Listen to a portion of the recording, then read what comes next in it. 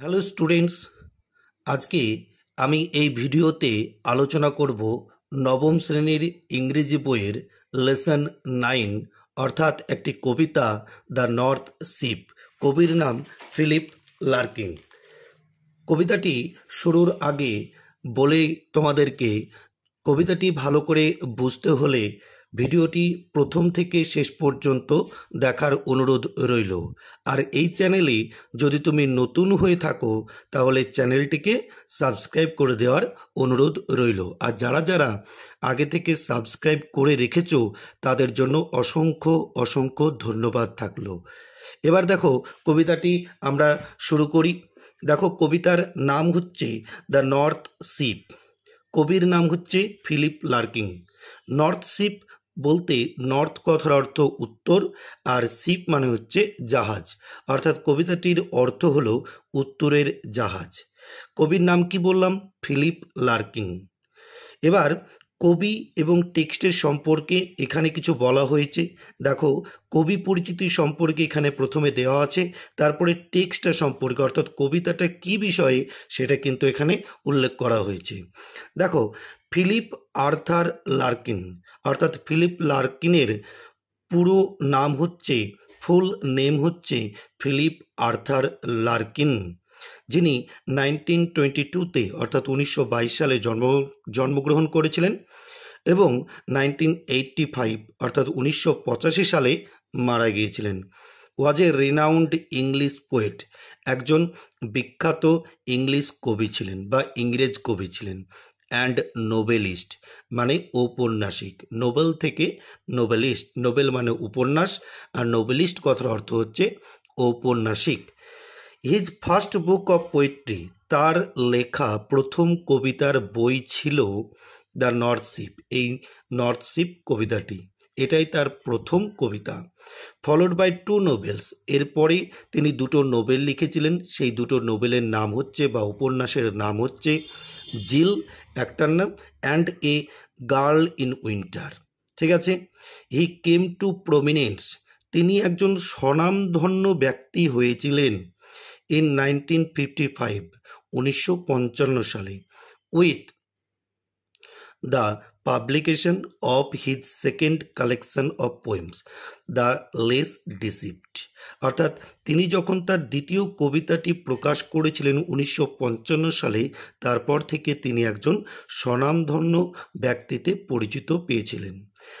সেই কবিতাটার নাম কি? The less deceived, followed by the Whitsun weddings and high windows, অর্থাৎ এছাড়াও এরপরে তিনি দুটো লিখেছিলেন, the Whitsun wedding and high Windows.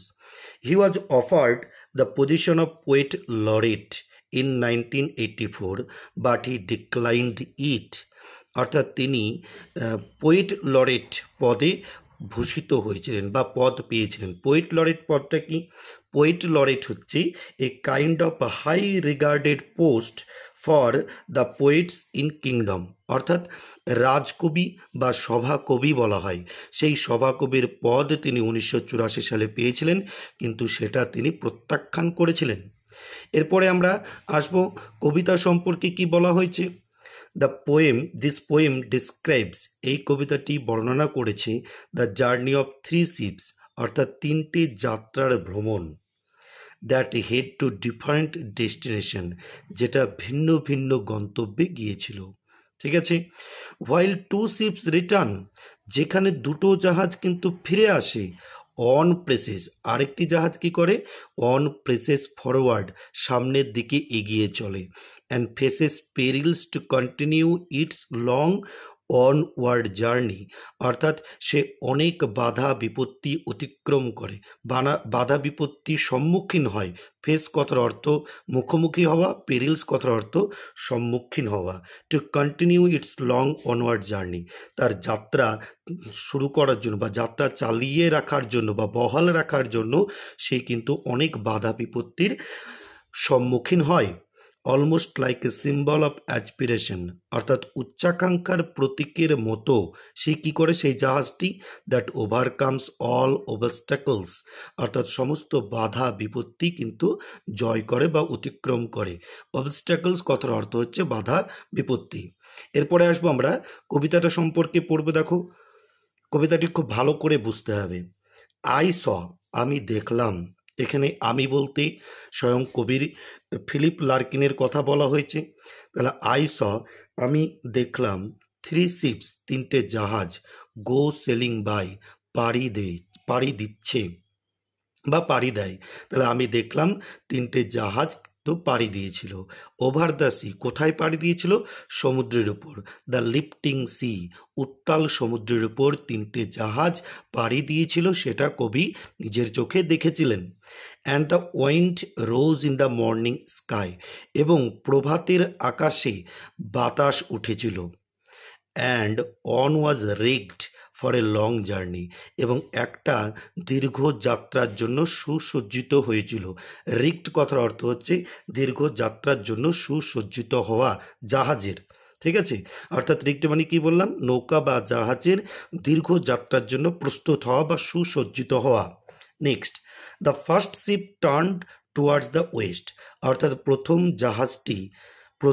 জাহাজটি পশ্চিমের দিকে গিয়েছিল। ওভার দ্য সি, সমুদ্রের উপর।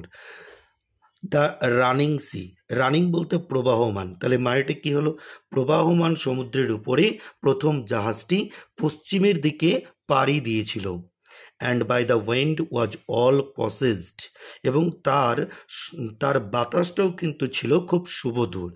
All possessed and carried to a rich country, এবং যে জাহাজের যে পাল থাকে সেই পালে প্রচণ্ড বাতাস লাগার কারণে কী হচ্ছিল? জাহাজটা চলছিল। And carried to a rich country, এবং সেই বাতাসের কারণে জাহাজটি একটি সমৃদ্ধশীল বা উন্নতিশীল দেশে পৌঁছেছিল। তাহলে কি বললাম? প্রথম জাহাজটি পশ্চিমের দিকে একটি সমৃদ্ধশীল দিকে পাড়ি দিয়েছিল। নেক্সট আসবো আমরা তারপরে। দেখো তারপরে, the second turn towards the east, অর্থাৎ দ্বিতীয় জাহাজটি পূর্ব দিকে পাড়ি দিল। ওভার দ্য সি, সমুদ্রের উপর। দ্য কুইকিং সি, কুইকিং কথার অর্থ হচ্ছে কম্পমান সমুদ্রের উপরে পাড়ি দিল। And the wind hunted it like a beast, এবং বাতাস, হান্টেড মানে হচ্ছে ধাওয়া করা, এটাকে বলতে ওই দ্বিতীয় জাহাজটাকে, লাইক এ বিস্ট, পশুর মতো ধাওয়া করলো। তাহলে আমরা কি বললাম এখানে? যে বাতাস সেই দ্বিতীয় জাহাজটিকে পশুর মতো ধাওয়া করলো। কিসের জন্য? টু অ্যাঙ্কার ইন ক্যাপটিভিটি, তাকে বন্দি দশায় আটক করতে। অর্থাৎ সেই বাতাস উল্টো দিক থেকে প্রবাহিত হয়েছিল এবং তাকে বাধ্য করেছিল, সেই দ্বিতীয় জাহাজটিকে বাধ্য করেছিল তাকে বন্দি করতে, নোঙরে ফেলতে। অর্থাৎ উল্টো দিক থেকে আসা বাতাস জাহাজটিকে তার চলার পথে বাধা দিয়েছিল এবং বাতাস তার অগ্রগতি রুখে তাকে নোঙর করতে বাধ্য করেছিল। অর্থাৎ দ্বিতীয় জাহাজটি কিন্তু বেশি দূরে যেতে পারেনি প্রতিকূলতার জন্য। তাহলে আমরা দুটি জাহাজ সম্পর্কে কি জানলাম? যে দুটি জাহাজ কি হয়েছিল? এখানে বলেছে the first ship turn towards the West, অর্থাৎ এখানে প্রথম জাহাজটি কোন দিকে গেল? পশ্চিম দিকে গিয়েছিল।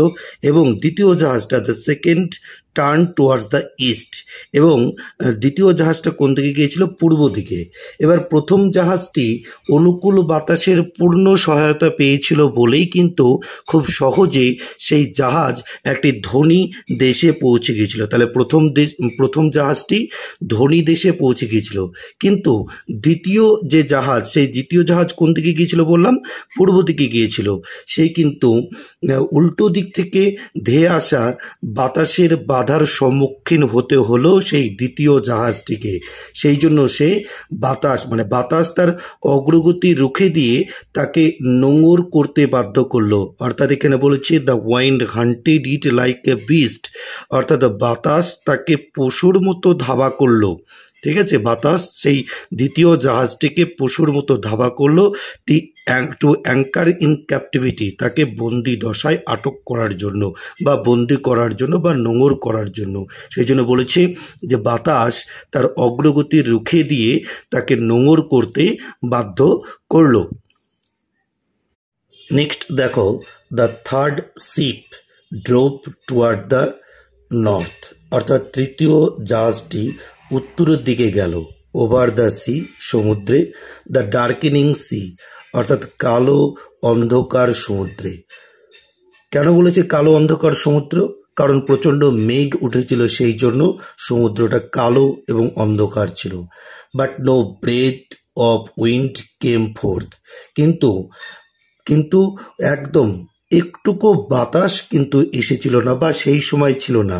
নো ব্রিথ অফ উইন্ড, অর্থাৎ নিঃশ্বাস নেওয়ার জন্য যে বাতাসটুকুও প্রয়োজন হয় সেই বাতাসটুকুও কিন্তু সেই সময়ে ছিল না। অর্থাৎ জাহাজ চলতে গেলে যে বাতাসের দরকার হয়, একটা অনুকূল আবহাওয়া প্রয়োজন হয়, সেই আবহাওয়াটা কিন্তু তৃতীয় জাহাজের পক্ষে ছিল না। অ্যান্ড দ্য ডেক শোন ফ্রস্টলি, এবং কি হয়েছিল, জাহাজের যে পাটাতনগুলো ছিল সেই পাটাতনগুলি একেবারে তুষারে চকচক করছিল। The northern sky rose high and black, অর্থাৎ উত্তরের আকাশে ঝড় উঠেছিল এবং অন্ধকার হয়ে গিয়েছিল। অর্থাৎ জাহাজ চলাচলের জন্য যত রকম প্রতিকূল আবহাওয়ার প্রয়োজন হয়, মানে একদম অনুকূল আবহাওয়া ছিল না। তৃতীয় জাহাজটি যখন পাড়ি দিয়েছিল সমুদ্রে, তখন কিন্তু একটুকু অনুকূল আবহাওয়া ছিল না। Over the proud unfruitful sea, অর্থাৎ সেই গর্বিত নিষ্ফলা সমুদ্রের উপর দিয়ে সেই তৃতীয় জাহাজটি পাড়ি দিয়েছিল। এখানে আনফ্রুটফুল সি কেন বলা হয়েছে? কারণ একেবারে নিষ্ফলা বা নির্মম সমুদ্র যাওয়ার জন্য যে সমস্ত অনুকূল আবহাওয়ার প্রয়োজন ছিল জাহাজটির, একটুকু কিন্তু অনুকূল আবহাওয়া পেয়েছিল না। তাই over the proud unfruitful sea, এখানে সমুদ্রকে আনফ্রুটফুল বলা হয়েছে। ইস্ট অ্যান্ড ওয়েস্ট, অর্থাৎ পূর্ব এবং পশ্চিমে, দ্য শিপস, অর্থাৎ পূর্ব এবং পশ্চিমের জাহাজগুলি কেম ব্যাক, ফিরে এসেছিল। হ্যাপিলি অর আনহ্যাপিলি, সুখীভাবে বা অসুখীভাবে। But the third went wide and far, কিন্তু তৃতীয় জাহাজটি একেবারে অনেকটা দূর চলে গিয়েছিল। ইনটু অ্যান আনফরগিভিং সি, এই নিষ্ফল বা নির্মম সমুদ্রের উপরে তৃতীয় জাহাজটি অনেকটা পর্যন্ত পাড়ি দিয়েছিল। আন্ডার এ ফায়ার স্পাইলিং স্টার, সেই আগুন তারার নিচে। And it was রেকড for a long journey, এবং এটি অনেকটা দীর্ঘ যাত্রার জন্য সজ্জিত হয়েছিল। এবার দেখো, গল্পে যেটা বলা হয়েছে রূপক অর্থে, কি বলা হয়েছে? রূপক অর্থে কবিতাটিতে বর্ণিত তিনটি জাহাজ তিন ধরনের মানুষকে বোঝায়। প্রথম হলো যারা যা চায় সবই কিন্তু খুব সহজেই পেয়ে যায়, আর তাই তারা সুখী এবং জীবনে অত্যন্ত সন্তুষ্ট বা পরিতৃপ্ত। কিন্তু আর এক দল আছে, অর্থাৎ দ্বিতীয় জাহাজকে বলা হয়েছে এখানে, যে আর এক দল জীবনে বাধা বিপত্তির সম্মুখীন হয় এবং পরিস্থিতির শিকার হয়ে পড়ে, সে কিন্তু আর চলতে পারে না। আর তৃতীয় শ্রেণী, অর্থাৎ তৃতীয় জাহাজের কথা বলা হয়েছে এখানে। তৃতীয় শ্রেণীর হলো যারা অদম্য উৎসাহ নিয়ে সব বাধা বিঘ্নের সঙ্গে লড়াই করে সমস্ত জীবনের যত সমস্ত বাধা বিপত্তি, বিভিন্ন বাধা বিপত্তির সম্মুখীন হয়, তারা সম্মুখীন হয়েও কিন্তু জীবনের যাত্রাপথে এগিয়ে চলে। অর্থাৎ সেই শ্রেণীর মানুষকে এই তৃতীয় জাহাজকে কেন্দ্র করে বোঝানো হয়েছে।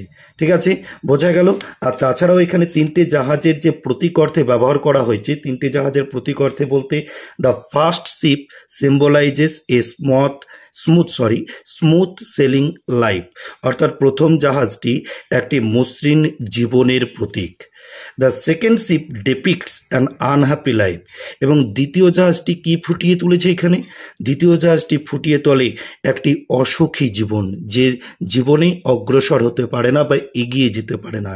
এবং তৃতীয় জাহাজটি, the third ship represents the life full of perils, অর্থাৎ তৃতীয় জাহাজটি সেই জীবনের প্রতিনিধিত্ব করে যা বিপদপূর্ণ, এবং সে কি করে বিভিন্ন রকম বাধা বিপত্তি অতিক্রম করে সে নিজেকে এগিয়ে নিয়ে চলে। অর্থাৎ আমাদেরও জীবনে যদি এরকম বাধা বিপত্তি কোনো দিন আসে বা কোনো সময় আসে, তাহলে আমাদেরও উচিত হবে সেই বাধা বিপত্তিটাকে কাটিয়ে জীবনের সাফল্যে এগিয়ে যাওয়া। ঠিক আছে, ভিডিওটি ভালো লাগলে বন্ধুদের মধ্যে শেয়ার করে দিও।